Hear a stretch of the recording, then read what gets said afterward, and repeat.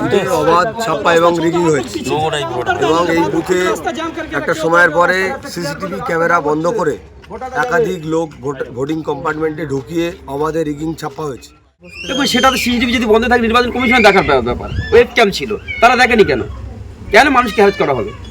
ঠিক না তো, এটা সাধারণ মানুষকে এত বিপদের মধ্যে ফেলা তো উচিত হয়নি। বিধায়ক সকালে এসে নির্বাচন কমিশনের প্রতি ক্ষোভ উগড়ে দিয়ে গেছে। খুব স্বাভাবিক, বিধায়ক কেন, সাধারণ মানুষ নির্বাচন কমিশনের প্রতি ক্ষোভ উগড়ে দিচ্ছে। এটা কি নির্বাচন হচ্ছে না প্রহসন হচ্ছে? পুনর্নির্বাচনের দিনও তৃণমূলের বিরুদ্ধে ছাপ্পা ভোট দেওয়ার অভিযোগ বিজেপি প্রার্থীর। ভোটের দিন মথুরাপুর লোকসভা কেন্দ্রের বিভিন্ন বুথে তৃণমূলের বিরুদ্ধে ছাপ্পা ভোট ও এলাকায় সন্ত্রাস চালানোর অভিযোগ তুলেছিল বিজেপি। বিজেপির অভিযোগ, সোমবার কাকদ্বীপ বিধানসভা কেন্দ্রের সূর্যনগর গ্রাম পঞ্চায়েতের আড্ডির মহল এলাকায় ২৬ নম্বর বুথে পুনরায় নির্বাচনের সিদ্ধান্ত নেয় রাজ্যের নির্বাচন কমিশন। সকাল থেকে ভোট গ্রহণ কেন্দ্রের সামনে লম্বা লাইন ছিল। ভোটারদের কড়া নিরাপত্তা বলয়ে মুড়ে ফেলা হয়েছিল ওই এলাকা। কিন্তু বেলা বাড়ার সঙ্গে সঙ্গে ওই বুথে তৃণমূলের বিরুদ্ধে ছাপ্পা ভোট দেওয়ার অভিযোগ তোলেন বিজেপি প্রার্থী অশোক পুরকাইত। তিনি বলেন, বুথের মধ্যে সিসিটিভি ক্যামেরা বন্ধ করে দেদার ছাপ্পা চালাচ্ছে তৃণমূলের লোকজনেরা।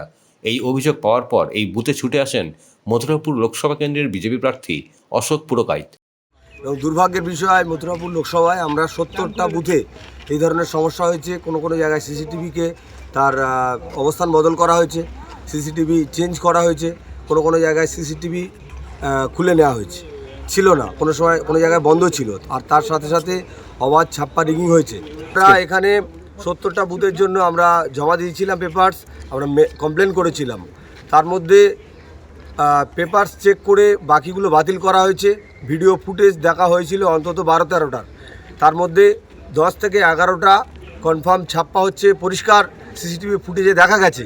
তা সত্ত্বেও আরও সাহেব এবং যিনি অবজারভার এসেছিলেন, আমরা তার নামেও কমপ্লেন মেল করেছি। এখানে মাত্র একটায় এখানে রিপোল হচ্ছে। আজকে সেখানে গিয়ে দেখছি যে কোনো প্রিসাইডিং অফিসার যিনি আছেন তার আই কার্ড নেই, যারা পোলিং পার্সোনাল আছে তাদের আই কার্ড নেই। তারা বলছে আমরা বিডিও স্টাফ। আপনার এজেন্ট বসেছে এখানে? আমার এজেন্ট বসেছে। বিষয় হচ্ছে গ্রামবাসী যারা যে পক্ষ থাকবে তারা বলবে শান্তিপূর্ণ।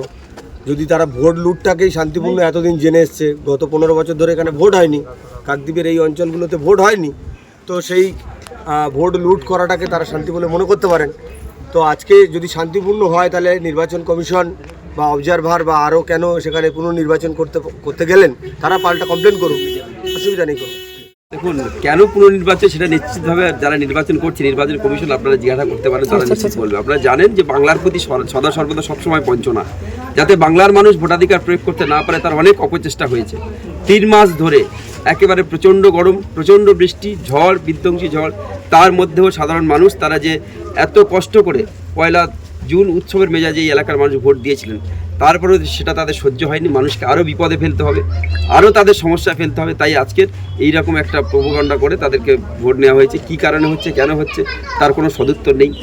আজকের দিনে দাঁড়িয়ে এই এলাকার মানুষকে আপনারা জিজ্ঞাসা করুন, এখানে বা যারা ১ তারিখে ছিলেন নির্বাচন কমিশন থেকে শুরু করে যারা ছিলেন, এখানে কোনো পিসফুলি ভোট হয়েছে, কোনো রিপোর্ট নেই যে তেমন কিছু এখানে কোনো সমস্যা হয়েছে বা গণ্ডগোল হয়েছে কিছু। তারপরেও শুধুমাত্র এই এলাকায় এই বুথে তৃণমূল কংগ্রেস একেবারে প্রায় 80% মানুষ তৃণমূল কংগ্রেসকে সাপোর্ট করেছে। তাই এই বুথটাকে যেন তেন প্রকারে নতুন করে রিপোল করিয়ে, যাতে করে যারা ভোট দিয়েছিল, অনেকে ব্যবসার কাজে, অনেকে নিজের যে জায়গায় কর্মক্ষেত্রে তারা চলে গিয়েছে, হঠাৎ করে গতকাল রাত্রে ঘোষণা আজকের ভোট, অনেক মানুষের পক্ষে সম্ভব নয় যে তারা এসে ভোট দেবে। সেই পোল সংখ্যা যদি কমানো যায়, ভোট সংখ্যা যদি কমানো যায়, তারই একটা চক্রান্ত মাত্র। এটা করে মথুরাপুরকে কোনোদিন হারানো যায়নি, যাবে না। আগামী দিন আপনারা দেখবেন যে ভোটটা গত ১ তারিখে এই বুথ থেকে লিড হয়েছিল, তার থেকে নিশ্চিতভাবে আরও 10% ইনক্রিজ করবে তৃণমূল কংগ্রেসের পক্ষে।